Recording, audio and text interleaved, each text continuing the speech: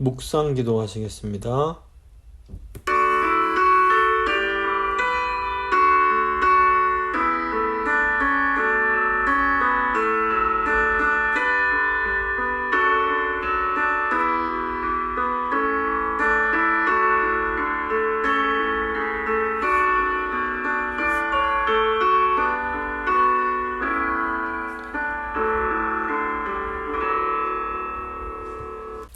사도신경 고백합니다. 나는 전능하신 아버지 하나님, 천지의 창조주를 믿습니다. 나는 그의 유일하신 아들 우리 주 예수 그리스도를 믿습니다. 그는 성령으로 잉태되어 동정녀 마리아에게서 나시고 본디오 빌라도에게 고난을 받아 십자가에 못 박혀 죽으시고 장사된 지 사흘 만에 죽은 자 가운데서 다시 살아나셨으며 하늘에 오르시어 전능하신 아버지 하나님 우편에 앉아 계시다가 거기로부터 살아있는 자와 죽은 자를 심판하러 오십니다. 나는 성령을 믿으며 거룩한 공교회와 성도의 교제와 죄를 용서받는 것과 몸의 부활과 영생을 믿습니다. 아멘. 찬송가 312장입니다. 찬송가 312장 찬양하시겠습니다.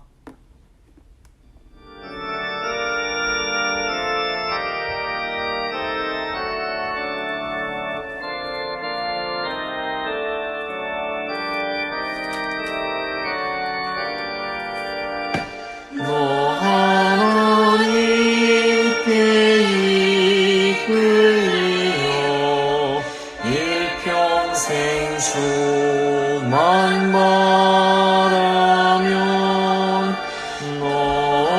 어려울 때 힘 주시고 언제나 지켜주시리. 주 크신 사랑 믿는 자 그 반석 위에 서리라. 너 설레는 맘 가다듬고 희망 중 기다리면서 그대로신 주의 뜻과 사랑에 만족하여라. 우리를 불러주신 주 마음에 소원하신다. 주 찬양하고 기도하며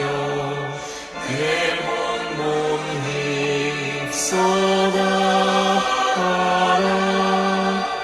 주 약속하신 모든 은혜 내게서 이루어지리라. 참되고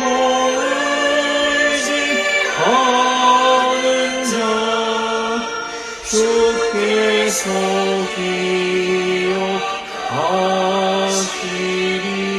기억하시리.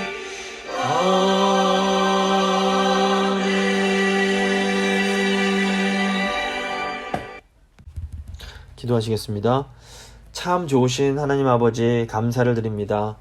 이 수요일 맞아서 또 저희가 하나님 말씀 앞에 이렇게 설 수 있게 하시고 감사합니다. 하나님의 말씀을 들을 수 있다는 것이 하나님 백성의 가장 큰 특권이요 영광이라는 것을 늘 잊지 않게 하시고 이 말씀을 인간의 말로 듣지 아니하고 하나님의 저에게 주시는 그런 음성으로 들을 수 있도록 그 가운데서 깨달을 수 있도록 그리고 순종함으로 하나님께 주시는 참된 평강과 안식을 누릴 수 있도록 주님 이 시간 저희를 붙들어 주시옵소서. 말씀 들으시는 성도님들 한 분 한 분 성령님 찾아가셔서 그 마음을 만져주시고 깨닫는 은혜를 허락하여 주시옵소서. 주님께 온전히 모든 것 맡겨드리며 귀하신 우리 주 예수 그리스도의 이름으로 기도합니다. 아멘. 오늘 주신 하나님 말씀은 역대하 19장 4절 말씀입니다. 역대하 19장 4절 말씀 제가 봉독해 드리겠습니다. 여호사밧이 예루살렘에 살더니 다시 나가서 브엘세바에서부터 에브라임 산지까지 민간에 두루다니며 그들의 조상들의 하나님 여호와께로 돌아오게 하고. 아멘. 오늘은 역대기 33번째 시간으로 역대하 19장 20장 말씀 함께 생각하고 기도하겠습니다. 이 여호사밧은 남유다의 6대 왕입니다. 다윗, 솔로몬, 르호보암, 이제 르호보암이 3대인데 이때 이스라엘이 북이스라엘과 남유다로 이렇게 분열이 되고, 그다음에 이제 4대가 아비야, 5대가 아사, 여호사밧이 6대가 됩니다. 근데 여호사밧은 비교적 하나님을 온전히 의지하며 말씀으로 유다를 통치하는 왕이었습니다. 이제 여호사밧 왕 이제 초기에 북이스라엘 왕국은 이제 아합이 다스리고 있었는데, 이 아합은 오직 자신의 욕망과 자신의 뜻을 추구하면서 하나님의 말씀까지도 자기가 원하는 것만 이렇게 들으려고 하던 그런 사람이었습니다. 아합은 하나님의 심판의 예언을 아주 우습게 여기다가 결국 비참한 최후를 맞이하게 됩니다. 하지만 여호사밧은 하나님을 온전히 의지함으로 이렇게 통치하는 왕이었기 때문에 하나님께서 그 위기의 상황 속에서 여호사밧을 구해 주십니다. 여호사밧이 그 북이스라엘의 악한 왕이었던 아합과 외교 관계를 맺음으로 위기에 처했을 때에도 하나님은 은혜를 베푸셔서 여호사밧을 구원해 주십니다. 오늘 19장, 20장은 그 이제 이후의 내용이 되겠습니다. 먼저 19장 1절부터 3절 보시면, 유다왕 여호사밧이 평안히 예루살렘에 돌아와서 그의 궁으로 들어가니라. 하나니의 아들 선견자 예후가 나가서 여호사밧 왕을 맞아 이르되, 왕이 악한 자를 돕고, 여기서 악한 자는 아합을 말합니다.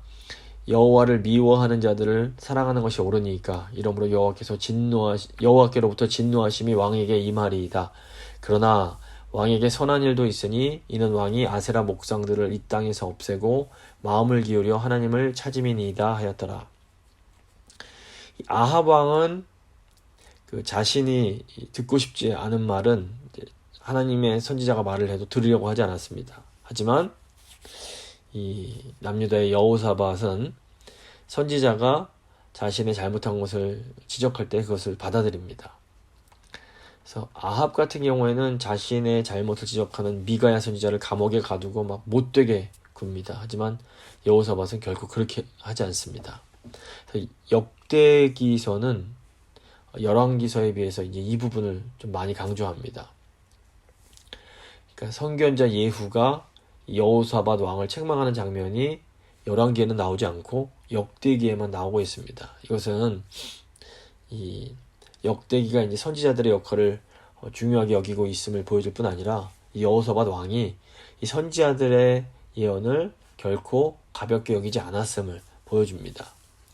이 예후 선지자의 지적이 분명히 맞았습니다. 그러니까 아무리 뭐 상황적으로 어려웠다 하더라도 여호사밧은 이 북왕국의 아합과 동맹을 맺어서는 안 됐습니다. 그리고 아무런 명분 없는 전쟁에 참여해서는 안 되는 것이었습니다. 이제 이 아합이 침공한 길랏 라못이 이제 이스라엘과 유다를 침공하지 않았기 때문에 어떻게 보면 이 전쟁은 선제 공격이었고 의롭지 못한 그런 불의하고 추악한 그런 전쟁이었습니다. 여호사밧이 선지자의 책명을 받고 자신의 잘못을 뉘우친 것으로 보입니다. 사람이 아무리 뭐 잘하려고 애를 써도 항상 모든 일을 잘할 수는 없습니다. 인간인 이상 어쩔 수 없는 부분이 있습니다. 문제는 다른 사람이 우리의 잘못을 지적할 때 그것을 받아들이고 뉘우칠 수 있는가 하는 겁니다. 사람들은 자기의 잘못을 받아들이고 뉘우치는 것을 좋아하지 않습니다. 이 유다 왕인 여호야김만 봐도 자신의 잘못을 책망하는 예레미야 선지자를 옥에 가두고 하나님의 말씀을 기록한 그 양피지를 칼로 조각조각 잘라서 불태운 것을 볼 수 있습니다. 인간의 교만인데, 그래서 잠언을 보면 이 인간의 교만을 경계하라고 가르칩니다. 잠언 말씀은 사람들이 얼마나 교만한지 훈계와 책망을 들으려고 하지 않을 뿐 아니라 자신을 책망하는 사람을 해치려고 한다까지 말씀을 합니다. 잠언 9장 7절 8절 보시면 거만한 자를 징계하는 자는 도리어 능욕을 받고 악인을 책망하는 자는 도리어 흠이 잡히느니라. 거만한 자를 책망하지 말라. 그가 너를 미워할까 두려우니라. 지혜 있는 자를 책망하라. 그가 너를 사랑하리라. 그래서 예수님은 진주를 돼지 앞에 던지지 말라고 말씀하실 정도였습니다. 그래서 사람은 자신의 잘못을 순순히 인정하고 뉘우치는 것을 결코 좋아하지 않습니다. 하지만 말씀이 내 잘못을 지적하고 책망할 때에 그것을 감사한 마음으로 받아들이는 것이 진정한 지혜라고 할 수 있습니다. 그래서 자신의 잘못이 지적을 당했을 때에 이것을 감사하게 여기고 나의 잘못을 돌이킬 수 있는 사람은 진정으로 지혜로운 사람입니다. 선견자 예후로부터 책망을 받은 여호사밧은 이제 나라를 새롭게 하기 위해서 최선을 다하는 모습을 보여줍니다. 4절 보시면 여호사밧이 예루살렘에 살더니 다시 나가서 브엘세바에서부터 에브라임 산지까지 민간에 두루 다니며 그들의 조상들의 하나님 여호와께로 돌아오게 하고. 여호사밧은 오직 주님만을 이제 찾으면서 유다 백성들이 하나님만 섬기며 살도록 최선을 다합니다. 그러니까 보면 여호사밧이 율법 순회 교육을 다시 실시한 것으로 보입니다. 보시면 그러니까 여호사밧이 왕궁에만 머물러 있지 않고 이 남유다를 두루 다니면서 남유다 백성들을 하나님께로 인도를 합니다. 이 왕궁은 편안한 생활을 상징합니다. 여호사밧이 왕이었기 때문에 그냥 왕국에서 편안하게 있을 수 있었습니다. 하지만 여호사밧은 이 왕궁에만 머물러 있지 않고 직접 백성들을 찾아다니면서 그들이 하나님을 온전히 섬길 수 있도록 계속해서 이렇게 독려를 합니다. 여호사밧은 편안함에 안주하지 않고 하나님을 증거하기 위해서 기꺼이 불편함을 감수했던 왕인 겁니다. 이 모습은 오늘날 주님을 따르는 예수님의 제자들이 어떻게 살아가야 할지를 보여준다고 할 수 있습니다. 우리는 예수님을 위해서 편안한 자리, 편안한 상황에 머물고자 하는 우리의 이런 모습을, 이런 우리의 욕심을 부인하고 주님께서 주신 사명을 감당하기 위해서 기꺼이 불편한 자리, 이런 불편함들을 감수할 수 있어야 합니다. 5절부터 7절 보시면 또 유다 온 나라의 견고한 성읍에 재판관을 세우되 성읍마다 있게 하고 재판관들에게 이르되 너희가 재판하는 것이 사람을 위하여 할 것인지 여호와를 위하여 할 것인지를 잘 살피라. 너희가 재판할 때에 여호와께서 너희와 함께 하심이니라. 그런즉 너희는 여호와를 두려워하는 마음으로 삼가 행하라. 우리의 하나님 여호와께서는 불의함도 없으시고 치우침도 없으시고 뇌물을 받는 일도 없으시니라 하니라. 여호사밧이 이 각 성읍들의 재판관을 세우고 그들로 하여금 하나님의 뜻대로 재판할 것을 말을 합니다. 여호사밧이 재판관들을 이렇게 파송을 하면서 강조한 것이 무엇인가 하면 하나님을 경외하는 마음으로 재판하라는 것입니다. 이것이 이제 하나님께서 원하시는 이 정의와 공의를 행하는 것이었고, 사실은 다윗 왕이 행했던 그 길을 따르는 것이었습니다. 사무엘하 8장 15절 보시면 다윗이 온 이스라엘을 다스려 다윗이 모든 백성에게 정의와 공의를 행할세.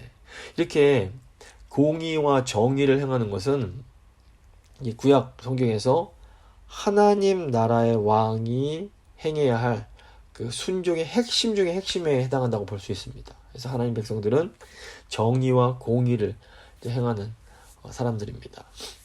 8절과 9절 보시면 여호사밧이 또 예루살렘에서 레위 사람들과 제사장들과 이스라엘 족장들 중에서 사람을 세워 여호와께 속한 일과 예루살렘 주민의 모든 송사를 재판하게 하고 그들에게 명령하여 이르되 너희는 진실과 성심을 다하여 여호와를 경외하라.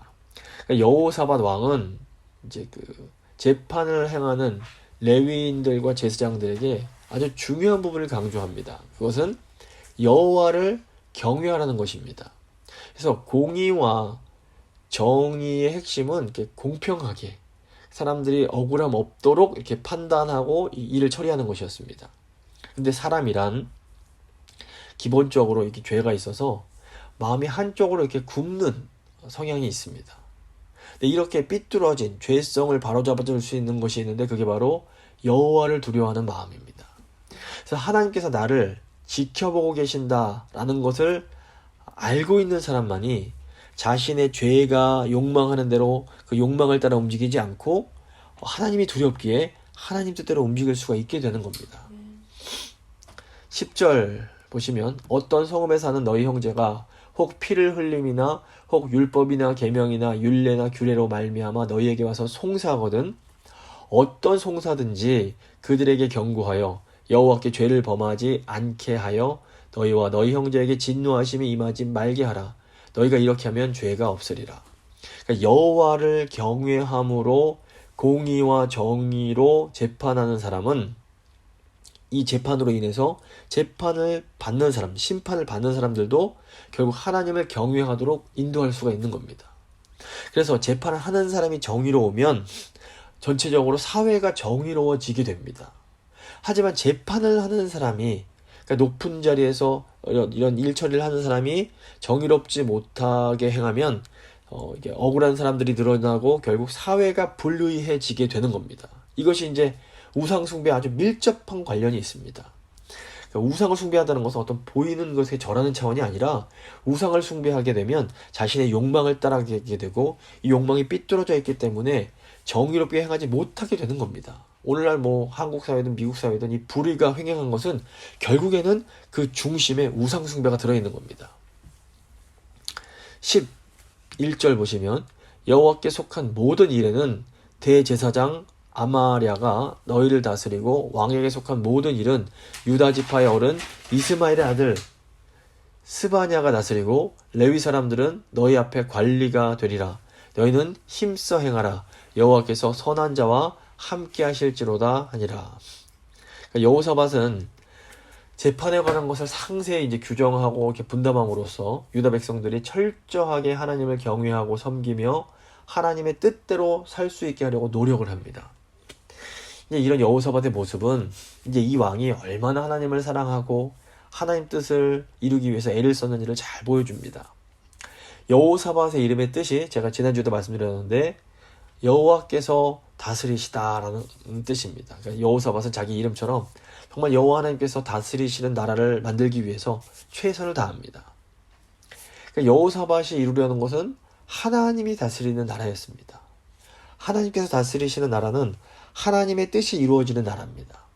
그러니까 하나님의 나라는 모든 사람들이 하나님 말씀에 순종함으로 하나님의 뜻을 이루어드리는 그런 나라인 겁니다.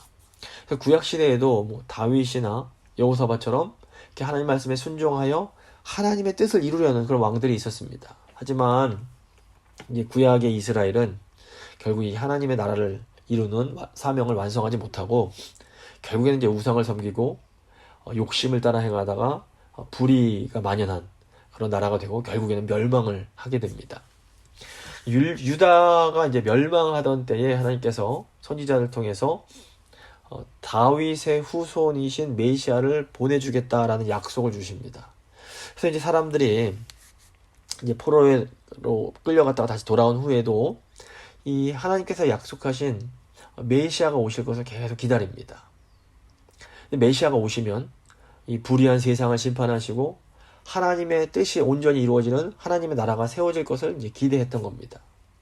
예수님께서 오실 길을 예비했던 세례 요한도 이 하나님께서 약속하신 메시아만 오시면 불의한 세상 권력이 심판을 받고 하나님의 나라가 세워질 것을 이제 기대했습니다. 그래서 그가 오시면 불로 세상을 심판하실 것이다 이렇게 외쳤습니다.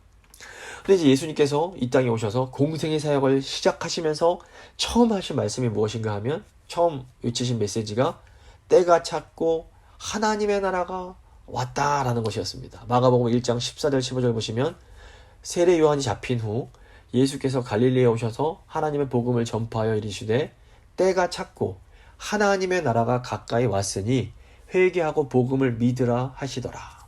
이게 이제 첫 번째 메시지였던 겁니다. 그래서 예수님의 이 메시지를 들은 사람들은 이제 예수님이 불로서 이 세상을 심판하시고 공의와 정의를 행하실 것을 기대를 했습니다.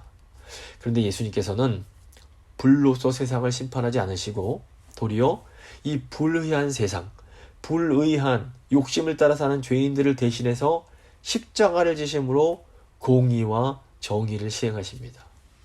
그렇기 때문에 사도 바울이 로마서에서 복음에는 하나님의 의가 나타났다라고 선언을 하는 겁니다. 예수님은 정말로 공의와 정의가 실현되는 하나님의 나라를 이 세상으로 가져오셨습니다. 하지만 예수님께서 세우신 하나님의 나라는 불로서 심판함으로 세워지는 나라가 아니라 사랑과 희생 그리고 용서로서 세워지는 나라였던 겁니다.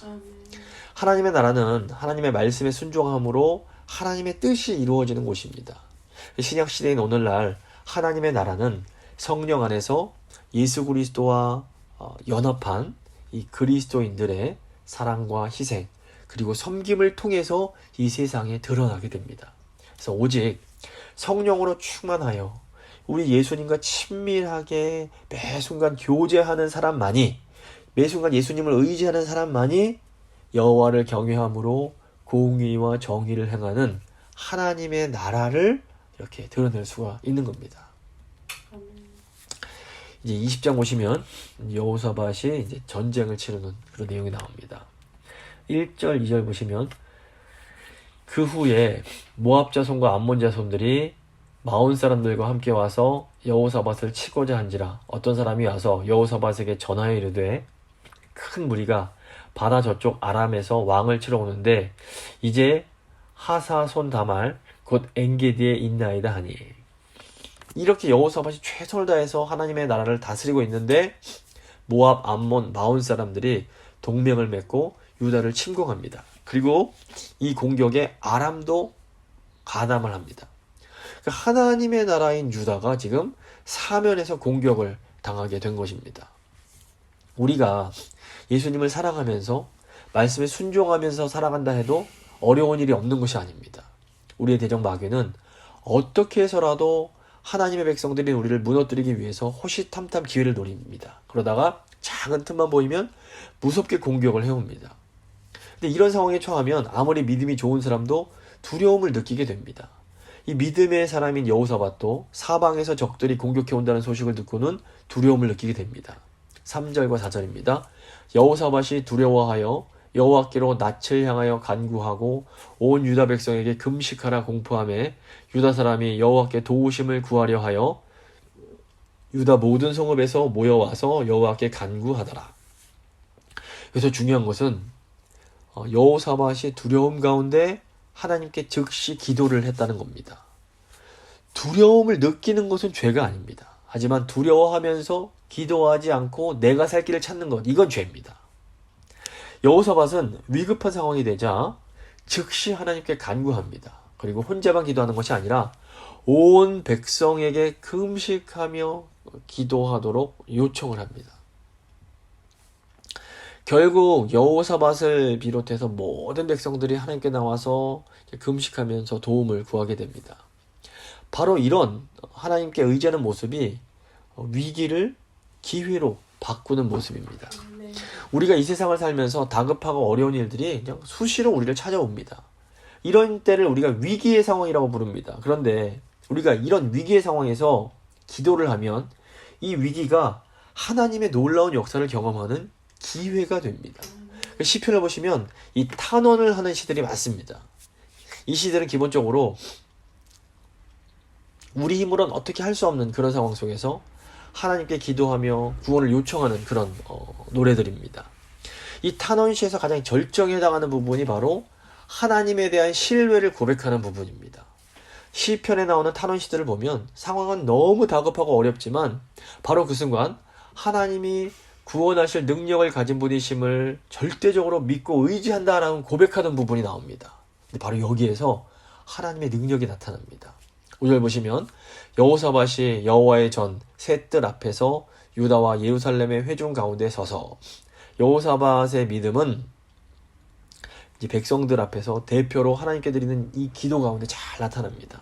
이 기도를 보면 여호사밧이 하나님을 얼마나 신뢰하고 있는지를 볼 수가 있습니다. 6절 보시면 이르시되 우리 조상들의 하나님 여호와여 주는 하늘에서 하나님 아니시니까 이방 사람들의 모든 나라를 다스리지 아니하시나이까 주의 손에 권세와 능력이 있사오니 능히 주와 맞설 사람이 없나이다. 여호사밧은 하나님께서 모든 나라를 다스리는 창조주 하나님이시기에 그 어느 누구도 하나님과 맞설 수 없다라고 고백을 합니다.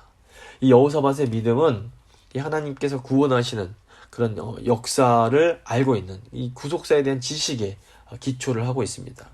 여호사밧은 먼저 하나님께서 이스라엘 역사 가운데 어떻게 일하셨는지를 고백을 합니다. 7절 보시면 우리 하나님이여 전에 이 땅 주민을 주의 백성 이스라엘 앞에서 쫓아내시고 그 땅을 주께서 사랑하시는 아브라함의 자손에게 영원히 주지 아니하셨나이까. 그러니까 여호사밧은 하나님께서 이 가나안에 살던 백성들을 몰아내시고 그 약속의 땅을 이스라엘 백성들에게 주신 땅이라는 것을 알고 있었습니다.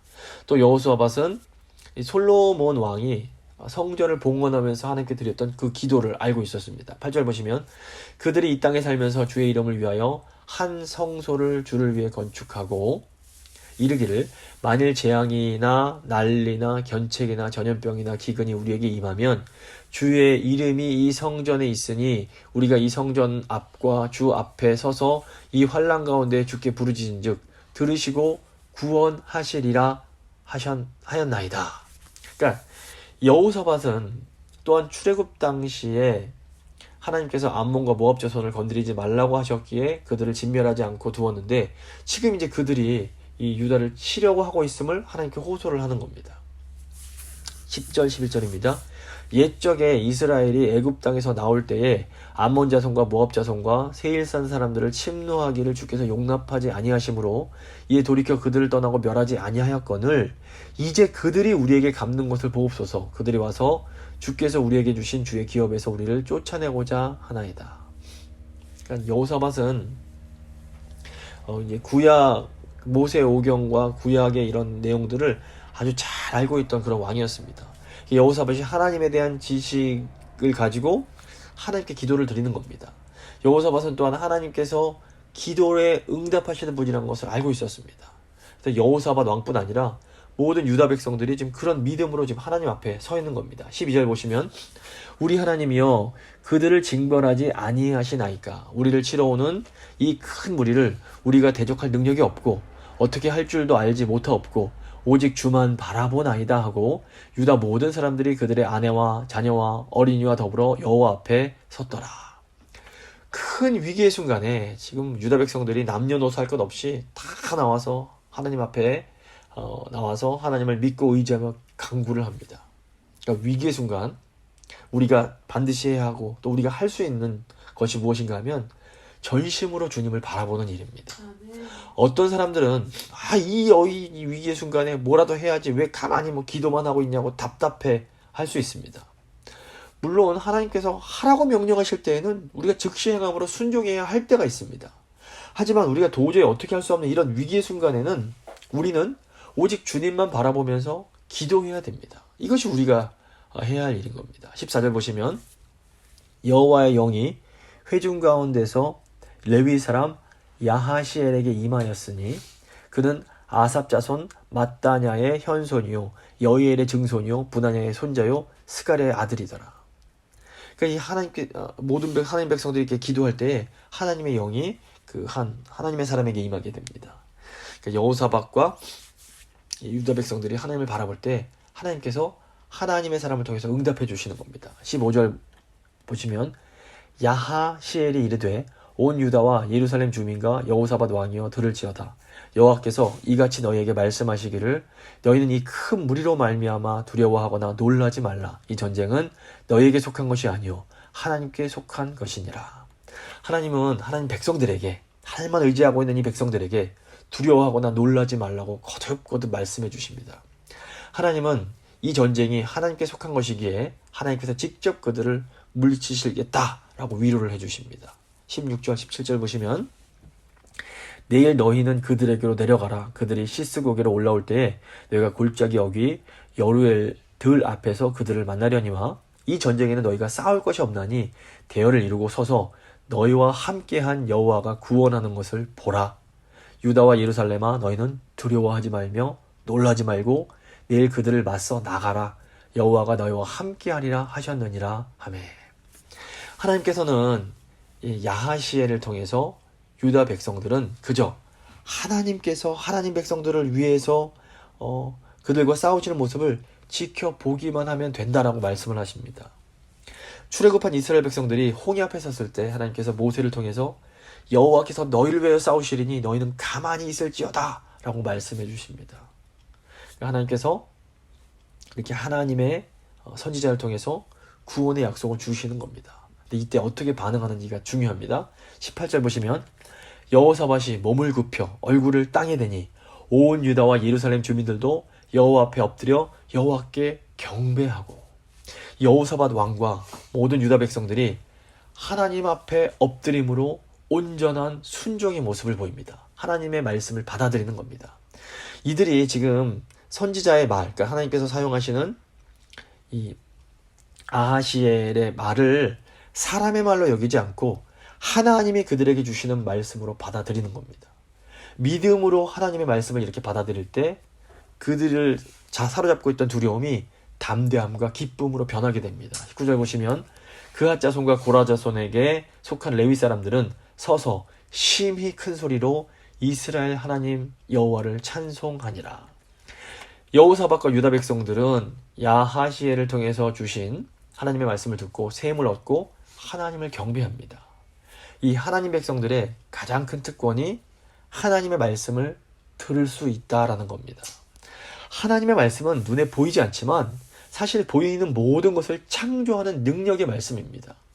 하나님께서는 말씀으로 무로부터 유를 창조하셨습니다. 그러니까 우리가 믿음으로 이 말씀이 육신 되신 예수 그리스도를 받아들일 때, 영접할 때에 우리는 새로운 피조물로 거듭나게 됩니다. 또 우리가 새롭게 창조된 후에 성령 안에서 계속해서 이 하나님의 말씀을 받을 때에, 믿음으로 받아들일 때에 우리 삶이 새롭게 창조되기 때문에 우리 삶에는 풍성한 열매가 맺히게 됩니다. 이것을 신학적으로 성화라고 부르는 겁니다. 그러므로 하나님의 백성들은, 거듭난 하나님의 백성들은 계속해서 생명의 말씀을 듣고 그 말씀에 순종함으로 하나님의 말씀이 우리를 다스리시게 해야 되는 겁니다. 하나님의 말씀이 우리를 계속해서 다스릴수록 우리는 더 큰 평화와 더 큰 안식을 누릴 수 있게 됩니다. 20절 보시면 이에 백성들이 아침에 일찍이 일어나서 드고와 들로 나가니라. 나갈 때에 여호사밧이 서서 이르되 유다와 예루살렘 주민들아 내 말을 들을지어다. 너희는 너희 하나님 여호와를 신뢰하라. 그리하면 견고히 서리라. 그의 선지자들을 신뢰하라. 그리하면 형통하리라 하고, 하나님의 말씀을 들은 유다 백성들이 다음날 아침 일찍 일어나서 전투에 나가게 됩니다. 여호사밧 왕이 이때 백성들을 향해서 하나님을 신뢰하라 라고 이렇게 격려합니다. 놀라운 것은 이때 성가대가 전투부대 가장 앞에서 행했다는 겁니다. 21절 보시면 백성과 더불어 의논하고 노래하는 자들을 택하여 거룩한 예복을 입히고 군대 앞에서 행진하며 여호와를 찬송하여 이르기를 여호와께 감사하세 그의 인자하심이 영원하도다 하게 하였더니, 이 전투를 할 때 전투복이 아니라 세마포 옷을 입은 찬양대를 앞세우는 것은 사실 세상적 관점에서 볼 때는 굉장히 바보 같고 어리석은 행동입니다. 그런데 하나님의 전쟁은 사람의 힘과 지혜가 아니라 하나님의 힘과 지혜를 의지할 때 승리하는 전쟁입니다. 22절 보시면 그 노래와 찬송이 시작될 때에 여호와께서 복병을 두어 유다를 치러 온 암몬 자손과 모압과 세일산 주민들을 치게 하심으로 그들이 패하였으니 곧 암몬과 모압 자손이 일어나 세일산 주민들을 쳐서 진멸하고 세일 주민들을 멸한 후에는 그들이 서로 쳐 죽였더라. 이 찬양대가 이제 진군하면서 찬양을 시작할 때에 적들 진영에서 서로 싸움이 일어납니다. 이 모압 암몬 자손이 먼저 세일 주민들을 확 쳐서 죽이고 또 그 다음에는 자기들끼리 이렇게 서로 쳐 죽이면서 자기들 간에 싸워서 다 죽게 되는 겁니다. 이 선지자의 예언처럼 유다 백성들은 싸울 일이 아예 없게 되는 겁니다. 24절 보시면 유다 사람이 들망대에 이르러 그 무리를 본즉 땅에 엎드러진 시체들 뿐이요 한 사람도 피한 자가 없는지라. 여호사밧과 그의 백성이 가서 적군의 물건을 탈취할세 본즉 그 가운데 재물과 의복과 보물이 많이 있으므로 각기 탈취하는데 그 물건이 너무 많아 능히 가져갈 수 없을 만큼 많으므로 사흘 동안에 거두어들이고 넷째 날에 무리가 부라가 골짜기에 모여서 거기서 여호와를 송축한지라. 그러므로 오늘까지 그곳을 부라가 골짜기라 일컫더라. 유다 백성들이 전쟁터에 도착했는데 그곳에는 뭐 적군들이 자기들끼리 싸워서 죽은 시체들만 가득한 겁니다. 더군다나 그곳에 막 전리품이 너무 많아서 하루에 안 되고 3일 동안 그 전리품을 거둘 정도로 많은 그런 전리품을 거둬들이게 됩니다. 그러니까 정말 큰 두려움이었던 이 전쟁이 도리어 큰 축복으로 변하게 된 겁니다. 유다 백성들이 그곳에서 다시 하나님을 찬양하면서 그곳의 이름을 부라가 골짜기, 즉 축복의 골짜기라고 부르게 됩니다. 참혹한 두려움의 전쟁터가 하나님을 송축하는 복스러운 장소로 변하게 된 겁니다. 그리고 금식하며 하나님께 간구하는 유다 백성들이 기쁜 마음으로 다시 예루살렘으로 돌아올 수 있게 됩니다. 27절입니다. 유다와 예루살렘 모든 사람이 다시 여호사밧을 선두로 하여 즐겁게 예루살렘으로 돌아왔으니 이는 여호와께서 그들이 그 적군을 이김으로써 즐거워하게 하셨습니다. 그들이 비파와 수금과 나팔을 합주하고 예루살렘에 이르러 여호와의 전에 나아가니라. 이방 모든 나라가 여호와께서 이스라엘의 적군을 치셨다함을 듣고 하나님을 두려워함으로 여호사밧의 나라가 태평하였으니 이는 그의 하나님이 사방에서 그들에게 평강을 주셨음이더라. 유다가 승전했다는 소식을 들은 주변 나라가 이 하나님을 두려워하게 됩니다. 그러니까 이렇게 이방 나라가 이제 하나님이 함께하는 유다를 두려워하면서 침공할 것을 두려워하게 되자 유다가 평강을 누리게 됩니다. 바로 이것이 하나님이 하나님의 백성들을 위해서 일하시는 방법입니다. 하나님은 우리가 생각할 수 없는 방법으로 역사하십니다. 사람들은 자기 힘으로 이기려고 하기 때문에 무력을 키우고 온갖 인간적인 지혜와 방법들을 사용을 합니다. 하지만 하나님은 기가 막힌 방법으로 이런 인간의 계획들을 무너뜨리십니다. 그렇기 때문에 하나님의 백성들은 어떤 인간의 방법을 의지하지 말고 늘 겸손하게 하나님만을 의지해야 됩니다. 바로 이것이 하나님의 백성들인 우리가 이 세상 가운데서 승리할 수 있는 유일한 비결입니다. 31절을 보시면 여호사밧이 유다의 왕이 되어 왕위에 오를 때에 나이가 35세라 예루살렘에서 25년 동안 다스리니라. 그의 어머니의 이름은 아수바라 실히의 딸이더라. 여호사밧이 그의 아버지 아사의 길로 행하여 돌이켜 떠나지 아니하고 여호와 보시기에 정직하게 행하였으나. 이 선왕 여호사밧에 대한 기록이 여기까지만 딱 나오고 끝이 나면 좋은데 안타깝게도 그렇지가 못합니다. 33절을 보시면 산당만은 철거하지 아니하였으므로 백성이 여전히 마음을 정하여 그들의 조상들의 하나님께로 돌아오지 아니하였더라. 이 외에 여호사밧의 시종 행적은 하나니의 아들 예후의 글에 다 기록되었고 그 글은 이스라엘 열왕기에 올랐더라. 그렇게 열심을 다하여 개혁에 앞장섰던 여호사밧이 이 산당만은 철거를 하지 못합니다. 이 산당은 저희가 열왕기 때도 살펴봤지만 하나님 백성들의 마음속에 남아있는 그런 우상, 아주 끈질긴 죄의 습관을 이제 상징한다고 볼 수 있습니다. 분명히 하나님을 사랑하고 하나님을 온전히 의지했던 여호사밧도 완전할 수는 없었던 것입니다. 여호사밧은 악한 왕 아합의 아들인 이 북이스라엘 아하시아와도 또다시 동맹을 맺게 됩니다. 35절, 36절입니다. 유다 왕 여호사밧이 나중에 이스라엘 왕 아하시아와 교제하였는데 아하시아는 심히 악을 행하는 자였더라. 두 왕이 서로 연합하고 배를 만들어 다시스로 보내고자 하여 에시온 게벨에서 배를 만들었더니.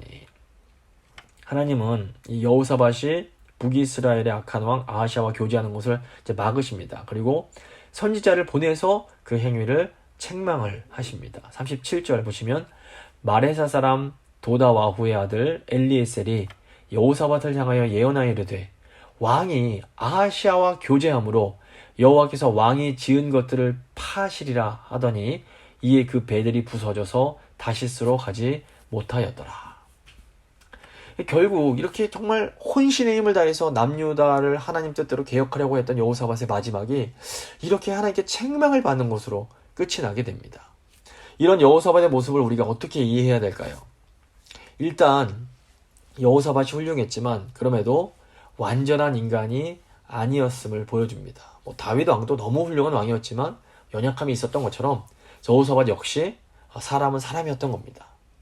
여호사밧이 하나님을 이렇게 의지할 수 있고 하나님을 의지하여 정말 하나님의 뜻을 이루고 평강을 누린 것은 여호사밧이 대단한 존재였기 때문이 아니라 여호사밧이 선한 존재였기 때문이 아니라 하나님이 그렇게 해주셨기 때문에 가능했던 일이었던 겁니다. 여호사밧의 많은 부분은 물론 오늘날 하나님 백성들에게 좋은 모범이 됩니다. 하지만 이 역대기는 그럼에도 여호사밧이 온전하지 못하였으며 이런 또 실수를 한 것들을 보여주면서 하나님의 백성들이 어떤 인간이 아니라 오직 하나님만을 바라볼 수 있게 합니다. 결국 사도 바울의 고백처럼 나의 나된 것은 오직 하나님의 은혜인 겁니다. 우리가 하나님 앞에서 다른 사람들보다 조금 더 이렇게 낮게 행할 수 있던 부분이 있다면 그것은 내가 잘났기 때문이 아니라 하나님이 허락하여 주셨기에 하나님의 은혜로 허락해 주셨기에 가능한 것입니다. 그렇기 때문에 우리는 정말 아무것도 자랑할 것이 없습니다. 그래서 우리는 오직 하나님의 은혜에 감사하면서 끝까지 겸손하게 예수님을 의지해야만 하는 겁니다. 말씀을 마무리 지어 보도록 하겠습니다. 여호사밧 왕을 보면 정말 하나님 앞에서 공의와 정의를 행하기 위해서 애를 쓴 것을 볼 수 있습니다. 이것은 이 모습은 여호사밧의 이 모습은 훗날 우리를 위해서 오실 예수 그리스도의 이제 그림자에 해당하는 예표에 해당하는 모습이라고 볼 수 있습니다.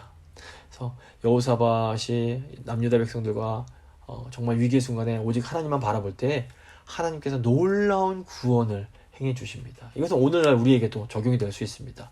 정말 어려운 순간에 오직 우리가 힘을 합쳐서 하나님만 바라볼 때에 하나님의 놀라운 구원의 역사를 우리가 경험할 수 있습니다. 하지만 여호사밧의 말년을 보면 그럼에도 여호사밧은 온전하지 못한 사람에 불과합니다. 그래서 여호사밧이 하나님 앞에서 의롭게 행할 수 있었던 것은 모든 것이 하나님의 은혜였음을 우리가 보게 됩니다. 그래서 저희가 결국 하나님 백성들이 살 수 있는 방법은 교만하지 말고 자만하지 말고 겸손한 마음으로 온전히 예수 그리스도만 바라보는 것입니다. 그래서 저희가 끝까지 오직 예수 그리스도만 바라보는 그런 저희가 될 수 있도록 저희 가정이 되고 저희 교회가 될 수 있도록 주님 은혜 베풀어 주시옵소서. 한번 간절히 기도하도록 하겠습니다.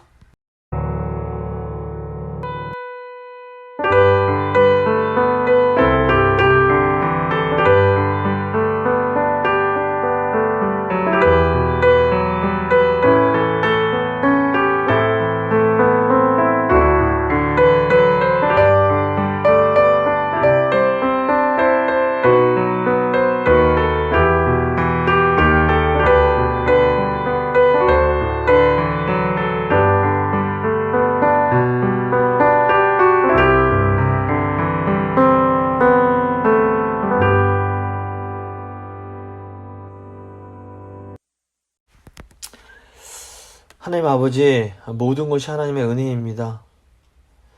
여호사밧의 모습을 보면서 저희의 모습을 보게 됩니다.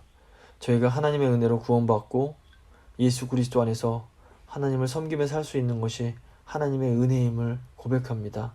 근데 여호사밧이 이렇게 훌륭히 행했지만 말년에 또 연약한 모습을 드러내는 것을 보면서 주님 역시 인간은 어쩔 수 없다는 것을 다시 한번 깨닫게 됩니다. 저희가 의지할 수 있는 분은 오직 예수 그리스도 한 분밖에 없음을 정직하게 고백합니다. 주님, 저희가 저희의 선함과 저희의 의로움을 조금도 의지하지 말게 하시고 오직 우리 예수님만 바라보며 예수님만 의지하며 나아갈 수 있도록 주여. 그래서 이 땅 가운데 저희가 살면서 하나님께서 원하시는 공의와 정의를 하며 살 수 있도록 주여 도와주시옵소서. 그리고 정말 위기의 순간에 저희가 다른 것 바라보는 것이 아니라 오직 하나님 한 분만 바라봄으로 하나님의 구원의 역사를 늘 경험하며 살아가는 저희가 되고 저희 가정 또 저희 교회가 될 수 있도록 주여 은혜 베풀어 주시옵소서.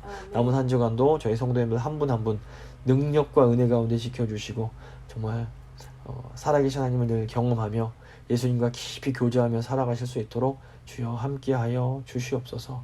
감사드리며 귀하신 우리 주 예수 그리스도의 이름으로 기도합니다. 아멘. 찬송가 313장입니다. 찬송가 313장 찬양하시겠습니다.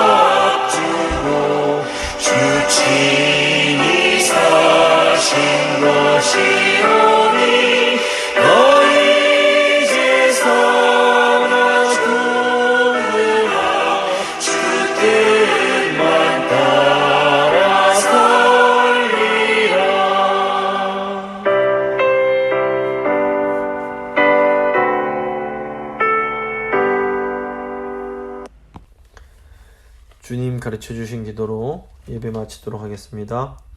하늘에 계신 우리 아버지, 아버지의 이름을 거룩하게 하시며 아버지의 나라가 오게 하시며 아버지의 뜻이 하늘에서와 같이 땅에서도 이루어지게 하소서. 오늘 우리에게 일용할 양식을 주시고 우리가 우리에게 잘못한 사람을 용서해 준 것 같이 우리 죄를 용서해 주시고 우리를 시험에 빠지지 않게 하시고 악에서 구하소서. 나라와 권능과 영광이 영원히 아버지의 것입니다. 아멘.